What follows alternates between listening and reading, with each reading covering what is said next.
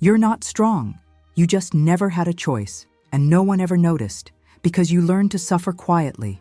Today, you talk to God because there's no one else, not out of faith, out of exhaustion.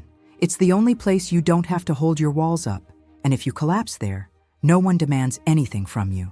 The truth is simple and brutal. You're tired of being the one who fixes everything, tired of being the adult in your own childhood, tired of being the woman no one ever asks, "Are you okay?" And still, you keep going, afraid to break, afraid to need, afraid that if you fall, no one will catch you. But something strange is happening inside you, a new discomfort, a different emptiness, as if God were preparing you to see what you've always avoided. Because deep down, there's a question you try to ignore. If everyone disappears when you need them, then why does God stay? And what is He trying to show you through this? You think you're tired because you do everything alone. But the truth goes deeper. You're not just overwhelmed. You're reacting like someone who never learned to be cared for. This exhaustion isn't physical. It's historical. Jung teaches that the strong woman persona doesn't come from courage. It comes from fear. Fear of needing and being abandoned. Fear of falling apart with no witness. Fear of vulnerability being used against you. So you wear strength like armor. This pattern has a name: chronic self-containment, where you learn to hold everything in, to avoid being a burden, to avoid repeating abandonment, to avoid needing anything at all. And it shapes every relationship you have. You don't say what you feel. You don't speak when it hurts. You don't show when you break, because you believe no one would hold you. So you hold yourself, always alone, and this creates a cycle. You give too much, receive too little, accept crumbs as if they were care, blame yourself for missing something you never had, and live exhausted. But there's another truth. You don't avoid love because you don't want it. You avoid it because you don't know how to feel safe in it.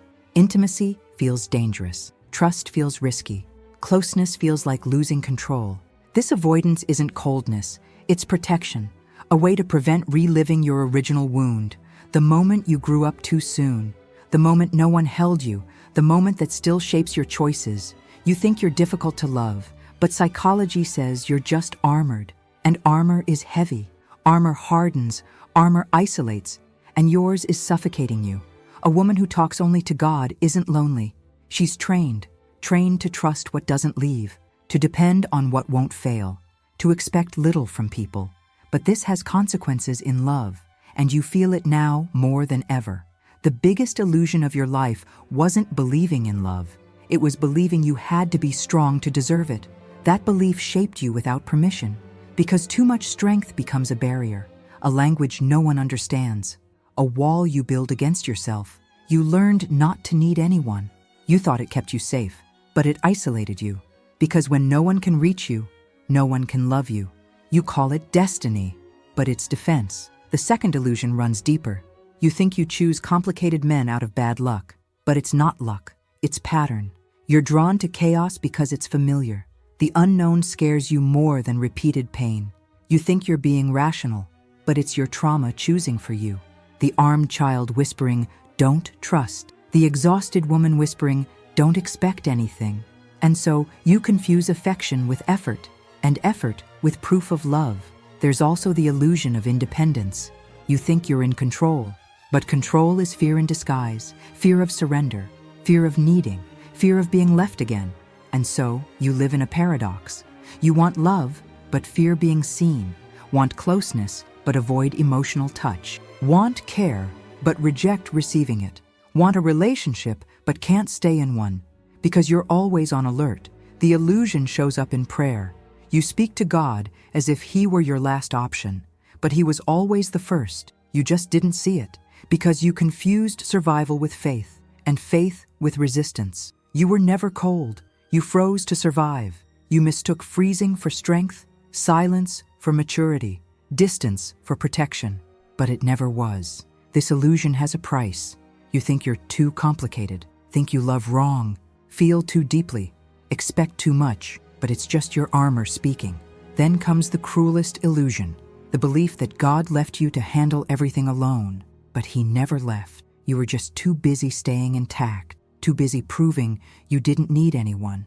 to notice he never moved. If this story is speaking to the part of you no one ever saw, subscribe now. Here, you don't have to pretend to be strong. Every video answers a pain you never knew how to express. This is the safe place you always looked for. Click subscribe. You don't have to walk this path without light. You spent your whole life believing no one understood your pain, and in a way, you were right.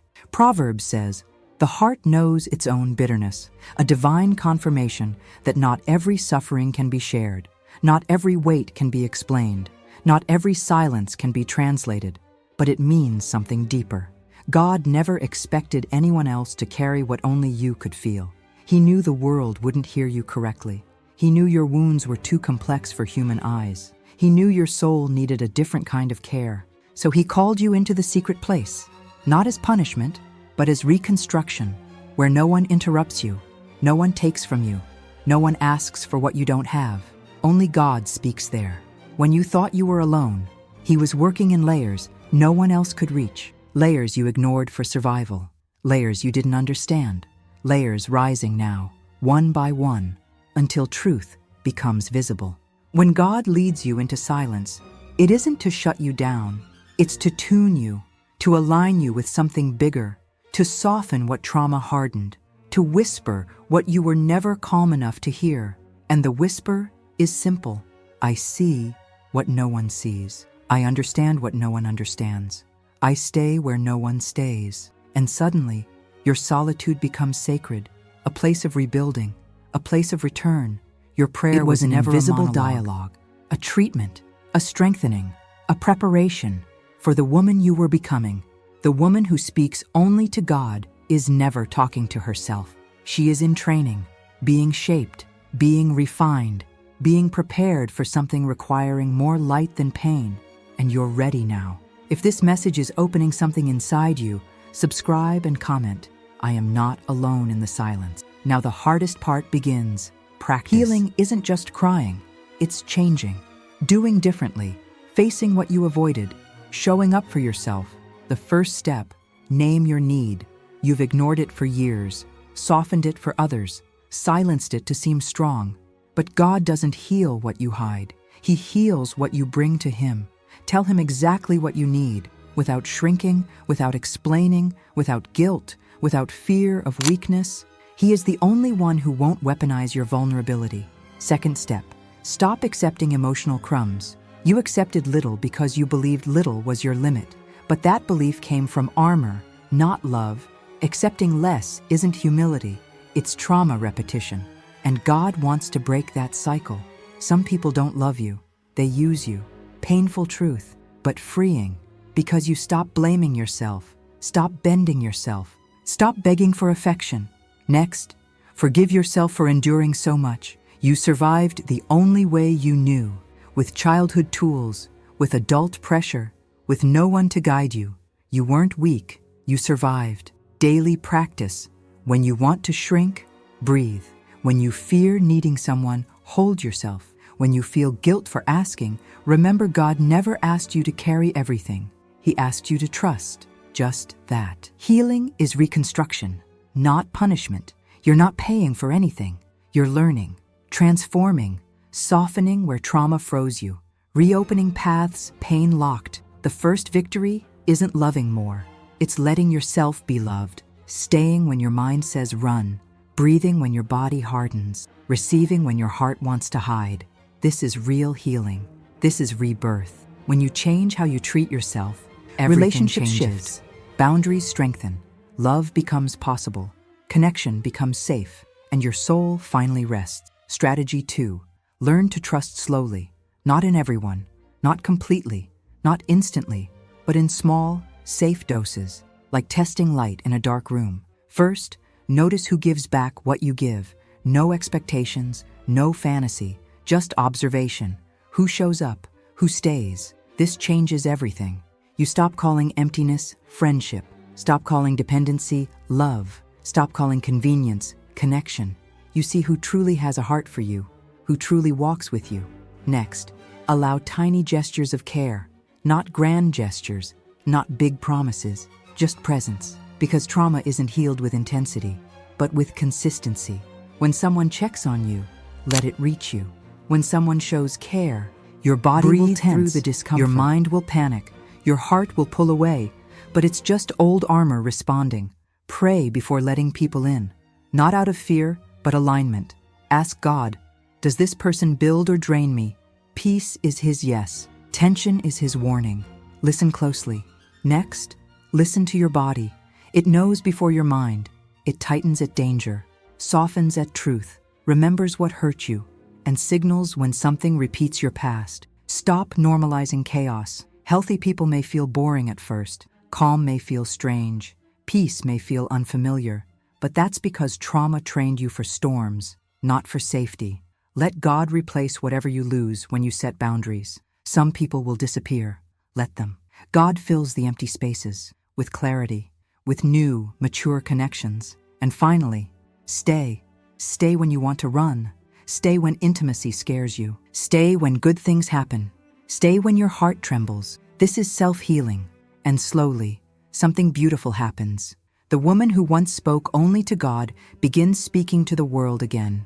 With new filters, new strength, a new identity.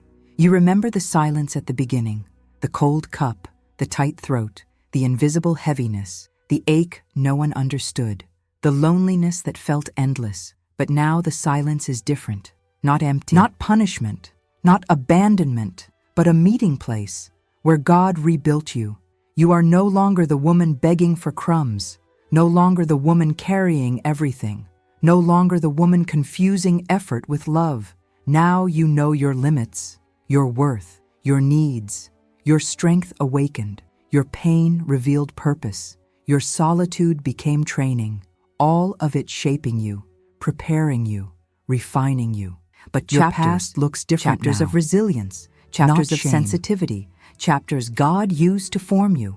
Now there is space inside you, breath, lightness, direction, not because life is perfect, but because you are. The woman who once had only God to talk to now speaks with a stronger, calmer voice, without hiding, without freezing, without shrinking, because she knows who holds her. The more you trust, the less you fear. The more you surrender, the less you lose. The more you receive, the less you hide. The more you pray, the more you find yourself. God has always been your foundation. Now you finally feel it. You weren't talking to God out of loneliness. You were talking to Him out of destiny. He separated you to heal what no one saw. He trained you to love in ways you were never taught. And now He sends you back to the world, whole, ready. You return to the beginning, but not as before. Before, you survived. Now, you feel. Before, you begged for strength. Now you are strength and peace. If this message spoke to you, subscribe to our channel. Here, every story reveals why you suffer and what God is teaching you through it. Psychology to understand yourself, spirituality to understand the meaning behind it. And for you who made it to the end, comment, I am ready to be whole. Something shifts in the spiritual when you declare it.